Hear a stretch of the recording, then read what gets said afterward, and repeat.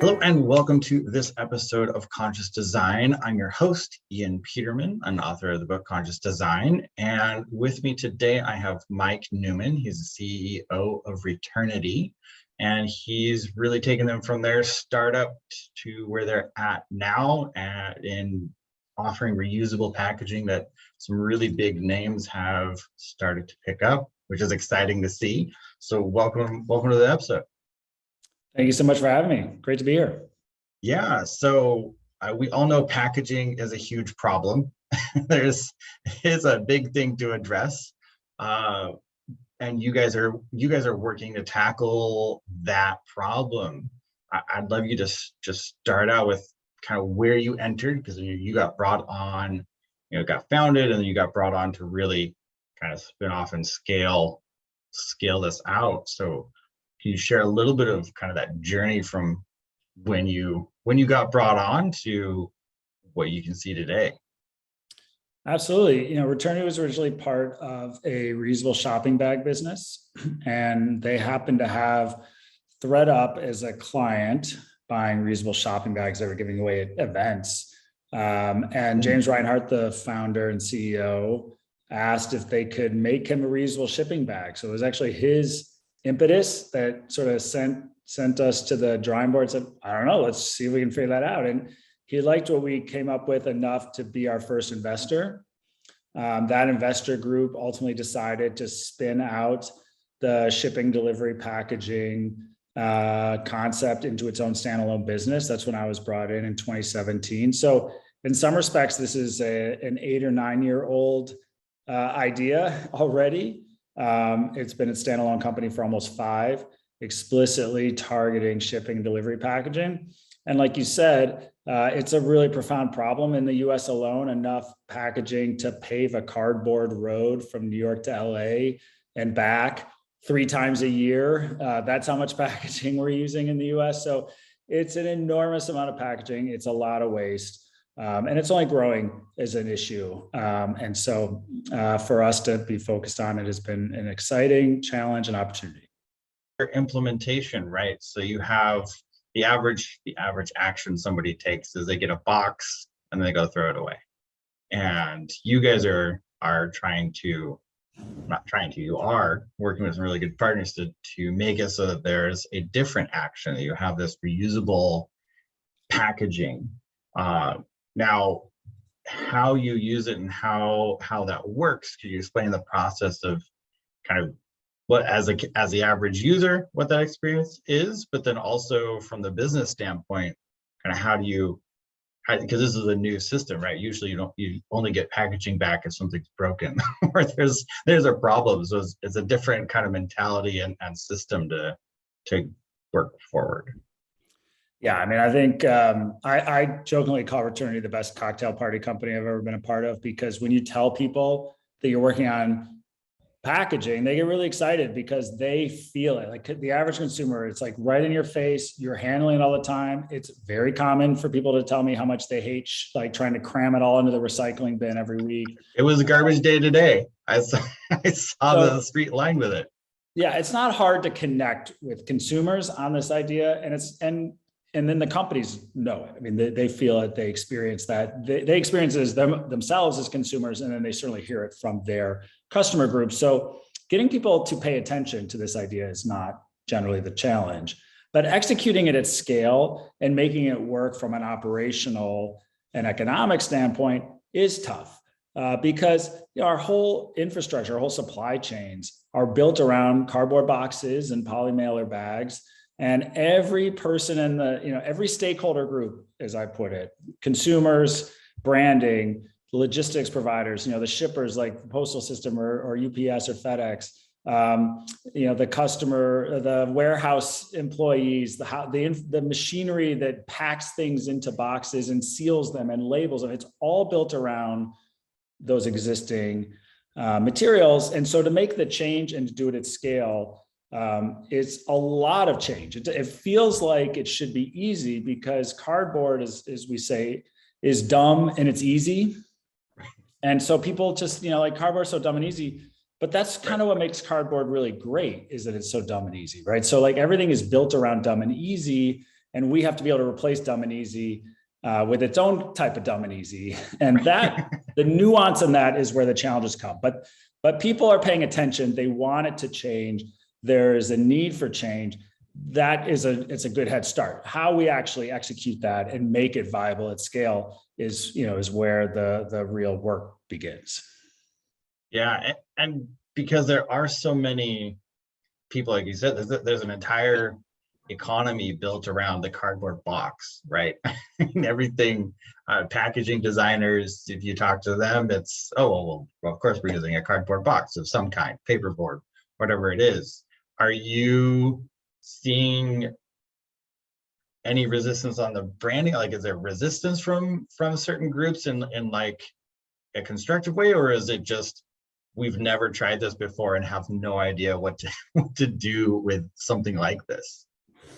I think inevitably the answer in part is yes, there is some pushback. And I think the pushback comes from maybe not always appreciating that at the end of the day, all these systems are built around individuals and their individual job responsibilities, their bonus structures, their budgeting system. And the bigger the organization, first of all, if this is going to have impact for us as a company, for us to grow and be successful, but then for the environment, for our built environment, for all those things, if we're going to actually scale, you have to do this for the largest companies. Well, the largest companies have a lot of layers of responsibility and people who own specific components. And there's very practical and reasonable reasons that this can be hard to execute. If I'm a warehouse manager and all of a sudden I have to have an inventory location for cardboard and an inventory location for reusables, and I've just doubled the sort of inventory process I have to have, like, that's a real issue. That's not something that you can just brush aside. So I think that there are real challenges that have to be taken head on. But I also think that in general, whether it's public pressure, whether it's regulatory, or whether it's C-suite directives, which increasingly companies have just said by 2025, no more single use that isn't recyclable or compostable. So we're going to prioritize reusables, compostables, and fully recyclables. So they know they have to change. The company has said on record, we're going to change. So they're diving in to do the work, but it's work and it has to be done in a thoughtful manner to kind of get to the other side. Right. Is there, you don't have to say the name, but is there a company or a deployment of this that's gone, the best, that would be like the ideal scenario where it's gone and it's worked as best as possible in deploying this reusable packaging? There's a few, we have some amazing clients and I have no problem calling them out. I love doing it. I think it depends on there's all these different sort of pockets that we figured out where reusables are sort of the best applied. Sometimes it's more internal. So for example, PayPal Happy Returns, which runs this national network of in-person return bars, they're called. So if I buy something online and I want a product and do a product return in person, I can go to these return bars. We actually make the packaging that runs that whole system. So behind the counter, the box that your shirt or your shoes from Rothy's or whatever product you bought that you want to return, it goes into one of our boxes. They're shipped from that retail store back to the warehouse, unpacked there, and then they send all those empty boxes in aggregate back to the retail store. So they created this closed loop for the reusables. It's in thousands, soon to be tens of thousands of drop locations around the country, and it just works. So that has become this really hyper efficient that scaled from, I think the first order was 5,000 units, and now they are executing tens of thousands of shipments a week in our packaging and growing fast. So internal applications like that, or with New Balance, for example, they have a sponsored sports team group, and that sponsored sports team group sends the teams the product samples of the jerseys and the hats and all the gear that New Balance is making for the team. They'll send them samples to review before they make the full order for the team. They switch to using reusables for that because it's perfect, because they send out the samples and the samples get sent back. So those sorts of applications, or on the consumer side, like with Walmart, where we did a partnership with their in-home team, which is grocery delivery. It went from, the first pilot was 300 bags just to figure out what is working, what isn't, where are the sensitivities in this. That kind of focused testing, and then scaling it out into multiple geographies and with a refined product and a refined system, that's when it's really started to work best for us. And so I think those clients that take that sort of small scale learning, apply, and grow approach is what's worked best. And when it's the big corporations who need tens of thousands, hundreds of thousands, millions of bags a year, that's when you start to see impact. Right. Yeah, it's always when you can do it at scale, that's when you see those huge impacts, which is what we need, right? It's not, mom and pop is good. Definitely if they can use it, great. But if you can get Walmart to use reusable packaging, that's a lot of boxes you're saving. With the consumer side, is it, because you mentioned like the grocery delivery and things like that, are there companies looking at this from a, hey, we're going to actually ship out product and have the consumer return the bag? Is that kind of the direction, or is it more of a controlled scenario where the company has a little bit more ownership of it? Well, the way we've structured ourselves internally to think about this challenge, and then how we engage with our corporate partners to help them best understand when, why, and where reusables might be a good fit, is what we ended up calling our 3P framework, which what that just means is process, participation, package. All those things have to work together. So process is, how are you actually getting it back? It has to be low cost. It has to be efficient. And if it's too expensive, then someone's subsidizing it, and subsidies in the sustainability space is a very, very difficult way to try and grow. You need to try and find unit economic competitiveness. So in a direct-to-consumer e-commerce application, a lot of companies, a lot of consumers really wish that companies were shipping in reusables now, and I could get my online orders in reusables. The problem is that, as you said, today, most of the time, you're not sending anything back to the company. So when you ask the consumer, hey, we're so glad you like your order and you're keeping your order, but remember that reusable bag? We sent it in. Could you turn around and send that thing back to me? The cost of having it shipped back empty, even if it folds up small, and we've done that, and you can do things to optimize, but maybe you're paying USPS $2 or $3 to get an empty shipping bag back that's replacing a 20-cent poly bag. So that's a really profound new expense. Right. And then there's the participation part, which is you have to actually get them back. You can't. Right. You don't want to lose a $3 bag every time. That's right. And the reality is that consumers are really lining up to this new way of thinking about product consumption and packaging and all these things. There's a lot of really great momentum and a lot of desire. And in many instances, in that opt-in sort of will you please approach, you can get 70-75% of them back, which feels like a big number. That does. That's higher than I was thinking. And it's not, that's a good starting point, but the reality is it needs to be 95%, because if you only get it back 75% of the time, that means you send out 100, you only get 75 back. You send out the 75, you're getting about 50 back. Like on average, that ends up being only about 4 uses for the reusable package before it's not returned. And 4 is not going to help the planet. These packages are more environmentally intensive to manufacture. They have to be used a lot. So you have to have a cheap way of getting it back. You have to actually get it back at a very high rate. And then the package has to work. It has to be the right size, and the content protections and the branding and all those things. So all those puzzle pieces have to really fit together. And generally what that means is, as much as consumers and companies would like it to be someone coming to my site and ordering a shirt or a pair of pants every now and again, the better fits are those parts of their supply chain where they have more control and more frequency and the ability to really adjust the economics to align to all those things. So that might be grocery delivery where they're coming to your home every week, or it might be rental, like with Rent the Runway or clients we have like that, where you're sending it back to them at the end of the rental period anyways. Or it might be that internal logistics, like with PayPal or with New Balance. There are some really big areas of the supply chain that already work for reusables today, and there's some really big ones that don't.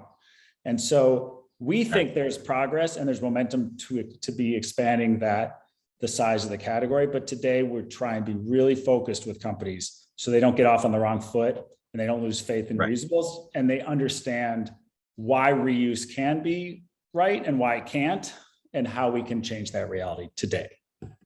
Right. That's a smart, I mean, it's the smart approach, right?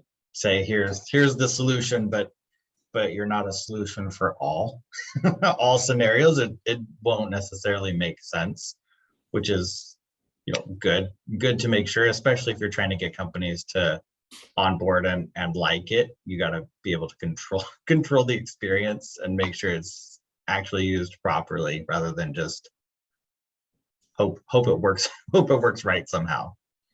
Yeah, I think that's right. And I don't think that's exclusive. I think that our criticism of the circular economy or reusables, or however people want to, whatever terminology people use today, is too much of this reuse fairy tale kind of approach. And it's easy to launch a reuse program. It's hard to sustain and grow, because unit economics, they matter. They do actually matter. And just Right. putting it out there and hoping is unfortunately not enough. And so I think that the enthusiasm that so many have for this new, the modern milkman, or whatever people want to call it, there's a lot of excitement, but that excitement is sometimes blinding the reality of how this is a unique challenge. It's a unique service model. It has to be built on a strong foundation if it's going to sustain and grow. And that's not just, hey, let's send it out in reusables. That's not good enough. The packaging actually ends up being the least sensitive part of it. And oftentimes companies are designing these super fancy, expensive, feature-laden reusable packages, and then they're putting them out in these applications where they hardly ever get them back. So they might be designed to last 100 uses, but the return rate means they're only being used 4. So it's, people are just still learning some hard lessons, but important lessons. Right.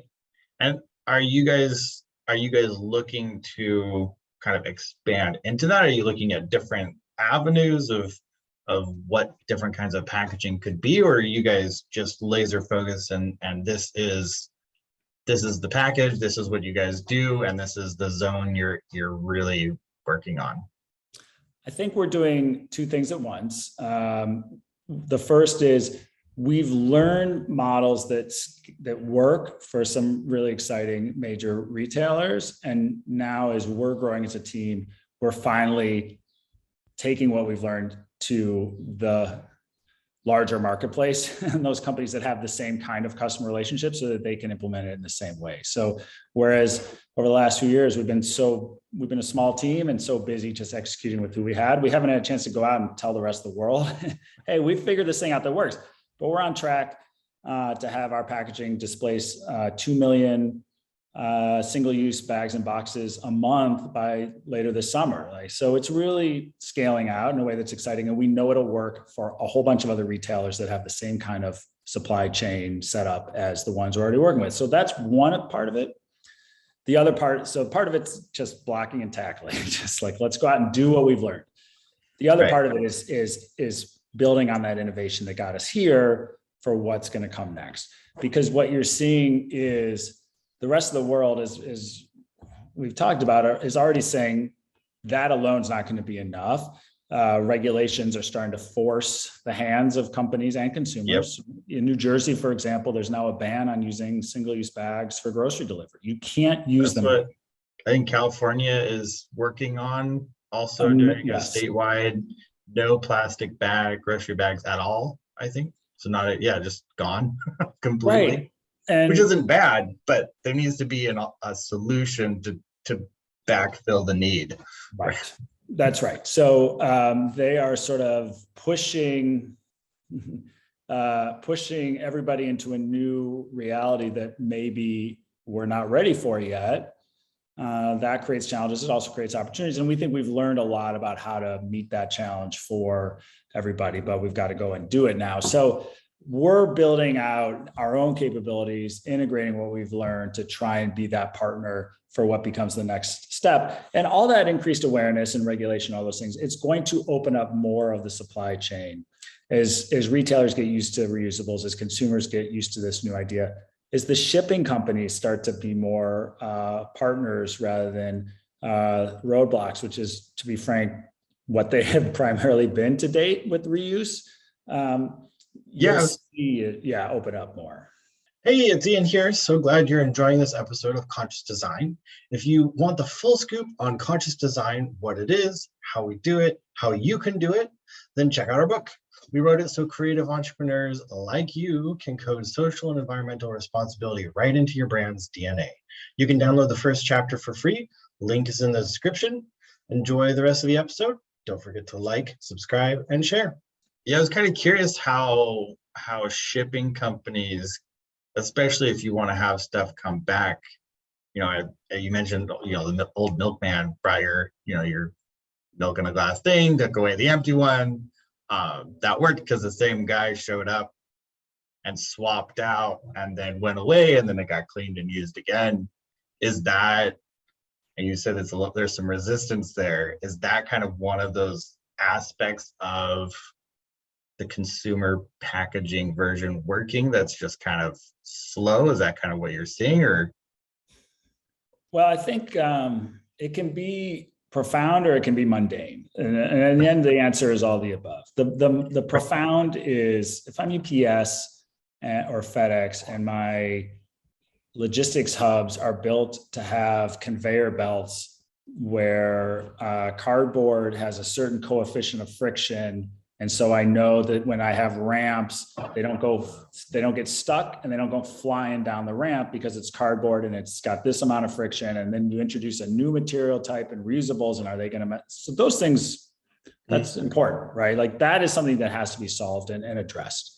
You have to make sure it can align to embedded technology. The mundane is more things like delivery drivers, when they organize their trucks, write on packaging in permanent marker all the time. And consumers almost never realize that because you don't pay attention to the cardboard box you get from Amazon or whatever. It's just the box, and you tear it open and you throw it away, so you really don't care. And you don't really care. But if it's a reusable and now it's got permanent ink on it for someone else's street address, you care because now you can't use that thing. So we have to design around and away and disable the ability of delivery drivers to write in permanent ink on packaging so that it can be used for future cycles. So it's just make it a whiteboard. They can mark it off all they want. You just wipe off.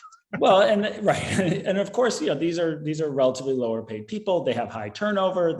You can train them to stop writing, but are they really going to be held accountable to that? These are the little details where these things can live or die. So I think that you can run towards it or you can run away from it. I think the carriers, everybody in the supply chain understands that evolution needs to happen, is happening, will happen. How quickly some come along and don't is to be seen. But I think in general, that middle mile, the UPS, FedEx, USPS, et cetera, occupy, has been tough, and they will have to be pushed probably faster and harder. But they also have reasonable reasons that it's been tough for them. So we just try and we are sympathetic to the challenges. We're also impatient, so we aren't going to sort of sit around and wait. But we have learned to understand where the stickiness is happening and why, and how to help best everybody move through that towards a more efficient way of utilizing reusables in the future. But at the end of the day, you were right. It's not the same person coming to your door every day. And to just call it the milkman model is not, that's just cute branding. It doesn't actually address the core issue. I mean, unless Amazon wants to pay for someone to walk the same street every day and just do it, I don't see anybody, that's a whole different model. The milkman model is not even something we have in modern day. I can't think of anything actually that's even close. That's right. And if I'm ordering groceries from DoorDash, it's not just that the person who's bringing my order that day may never come to my home again. They may never drive for DoorDash again, or never visit a Walmart when they drive for DoorDash again. So this is a very different infrastructure world that we're occupying, and you have to be thinking how to work within. Right. Well, and like you said, there's so many factors and people's habits, right? There's habits inside of industry that you can train, but it's hard to remove an entire habit from an entire industry, all in a nice, easy, like, well, this day we had it and this day we didn't. It's not just not that simple That's right. to But then do. our response is not to just pack up our toys and go home. It's to lean in on that sensitivity and to say, rather than ignore that reality and struggle, what we want to do is to be, if it's a $1 trillion packaging market, 100 billion parcel deliveries a year, whatever huge number you want to throw out there, they're all Right, they're all enormous. big. They're all big. There's success to be had by understanding these dynamics, understanding where success is today. And success today is in segments of our supply chain, segments of how as consumers and companies we're consuming and using packaging that are actually very big and have really big impact. So just because buying stuff from Amazon is the most visible part of e-commerce and maybe the hardest nut to crack from a reuse space today, that doesn't mean that reuse doesn't have a place and a really profound impact when it's done correctly, and it is having a profound impact. So I think eventually those more visible consumer segments will become smart plays for reusable. Today, they're not there, but that's not a disaster. It's exciting to see all the applications that are working already today and how much impact those are starting to have. Yeah, well, and you don't always get to start in the highly visible sector. I feel like there's a lot of, I mean, it's very visible because it's such a huge thing for people, right? It's like you said, it's a very great conversation starter. Everyone's very invested. Everyone has an opinion, and we all interact with the package almost every day. So it's so there relative to other things, but at the same time, like you said, that's still just like a tip of the iceberg part. There's all of this other shipping happening that you can have a reusable option for that people you don't even see inside company. Like nobody except for the employees of that company ever use or see or think about all that packaging, which is kind of a hard to grasp for the average consumer. But it's I think it's a good place to start and prove out to technology where you have more control, and then you can figure out a way to release it into the public and get a more Amazon friendly version that can work for that kind of packaging. Yeah, I think that's right. And it's not about, for us, it's not shaming, it's not blaming. It's a system that Never helps anyone.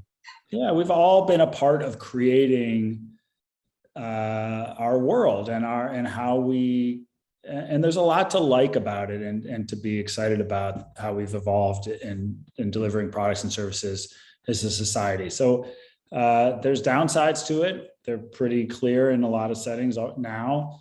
Work has to be done to address it. I think that we are all going to have to co-create that new future. I think there is a lot of momentum there. We want to lean in on that momentum, but the idea that just put it in reusables that's too simplistic. It's not enough to just put it in reusables. It has to be a more profound sort of look into how we've evolved as a society to buy and receive goods and products and what kind of responsibility we take for it. All those things have to be a part of this, but increasingly that's the dialogue, and increasingly consumers are saying they're ready to be part of that dialogue. So I think the change is happening, whether, like you said, whether consumers necessarily see it today or not, it is already happening. Right. The change, I think, is accelerating. And I think that over the coming 5 years and at some point in the next 5 years, we're going to look back and say, wait, when did we all start? Because it'll be more subtle. It's not going to be. Well, it's like grocery delivery now. Like, right. Think about how prevalent that is now compared to 5 years ago. We just woke up one day and we're like, well, I guess everything's delivered. Look at that. Right. So, right. We're all promised flying cars. And then all of a sudden you say, wait, there are flying cars. When did we get, it's just sort of happening in real time. I think that we'll see a lot of that as it relates to circularity in general, packaging specifically. It's happening in subtle ways more than smack you across the face ways, but that's better. I think that's a more grounded, realistic approach to this kind of change. And I think that the energy and the commitment is there from retailers, certainly from elected officials, advocates, everybody. They all want to see that future. I think the work, there's a lot of, it's not necessarily getting as many headlines, but the work to really create that future is happening behind the scenes.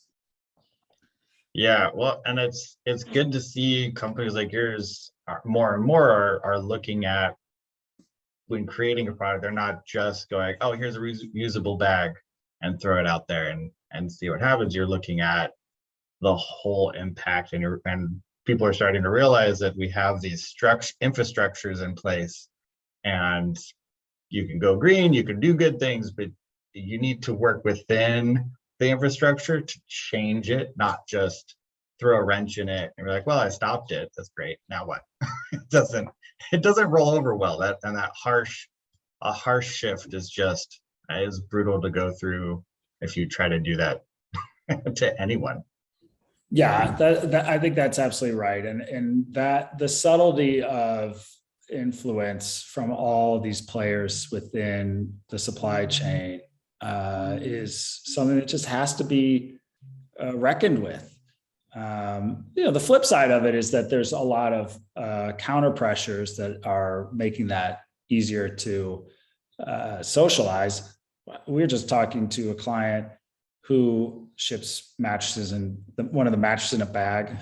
Our box delivery companies, they can't get cardboard if they wanted to place a new order because they're expanding. They literally can't even get boxes any faster than 16 weeks today. So if they had fluctuation in there and they started to get more orders than they had anticipated, which is of course what they're trying to achieve. That's what they hope. Right. They can't even get shipping boxes for over 4 months. The market just doesn't have more capacity. So the linear economy, whatever you want to call it, single use, all the supply chain things that COVID has helped to sort of bring to light the challenge. It's not like everything's going great otherwise. It's just all of a sudden people are worried about climate. It's that all these things are problematic today. So there's space for this today in ways that there weren't even a few years ago, because the status quo isn't working. Even if you ignore all the public pressure part of it, the status quo isn't really working for companies anymore either. So people know that they need to evolve for a whole host of reasons. Yeah, I think pre-COVID, you couldn't have a supply chain conversation with the average person, but now it's so here. It's not a weird conversation you just have with engineers and supply chain experts.